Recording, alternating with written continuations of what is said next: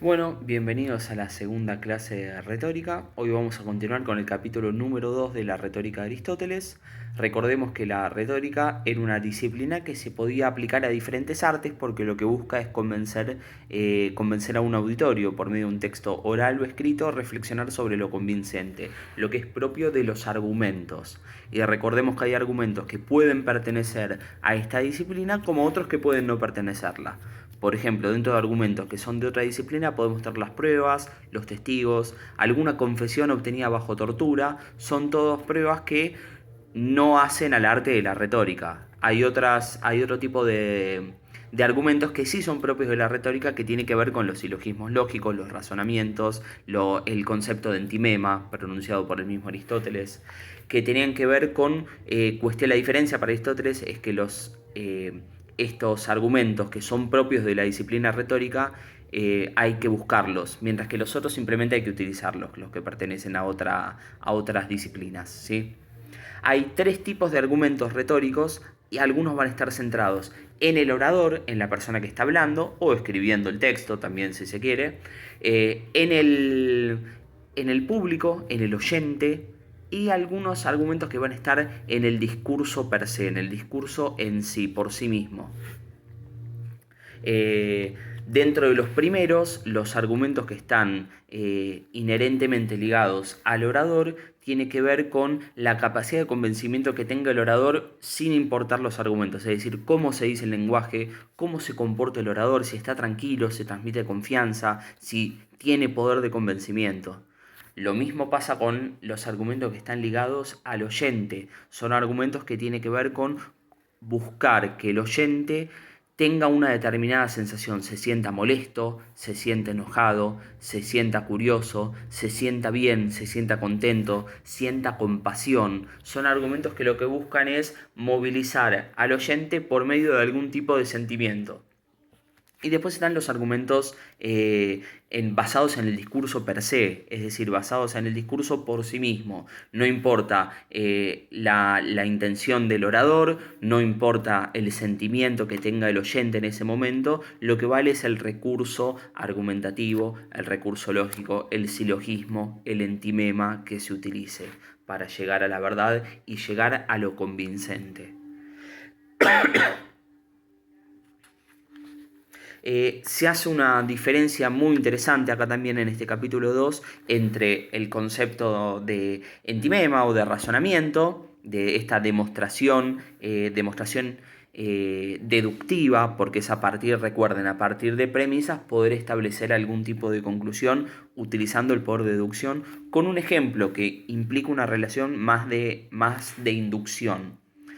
Hace una diferencia diciendo que no son lo mismo. En el ejemplo se trata de mostrar algo por medio de un caso ilustrativo, de un caso similar en el cual uno puede establecer algún tipo de analogía. Obviamente el concepto de analogía no lo introduce Aristóteles porque es posterior, pero algún ejemplo a modo de ilustración de lo que se viene comentando, por lo cual se requiere algún procedimiento inductivo. El oyente tiene que inducir cuál es esa relación. En cambio, en un entimema, en un razonamiento retórico, la idea es que se pueda deducir a partir de premisas dadas. O sea, uno puede deducir una conclusión que es nueva a partir de premisas ya establecidas.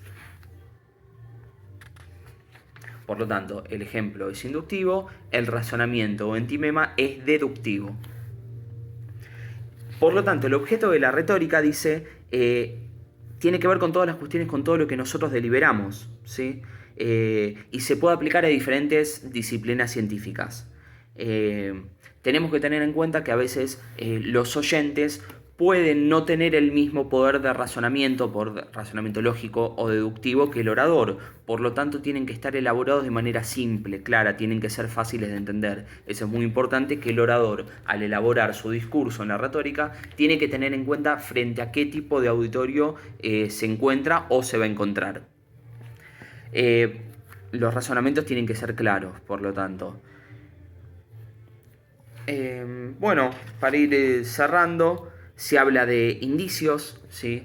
Que para que haya algún indicio, algún tipo de razonamiento inductivo, tiene que haber alguna prueba. Se pregunta qué es una prueba de Aristóteles y es todo aquello que carece de algún tipo de posibilidad de refutación. Todo lo que no se puede refutar es una prueba para Aristóteles, ¿sí? Es algo que es irrefutable, es algo que está perfectamente acabado, ¿sí? En el sentido etimológico de la palabra. Hecho por el hecho, perfectum quiere decir por el hecho, algo que no se puede contradecir, algo que no se puede criticar, algo que está finalizado y que es inobjetable. Eso es una prueba para Aristóteles.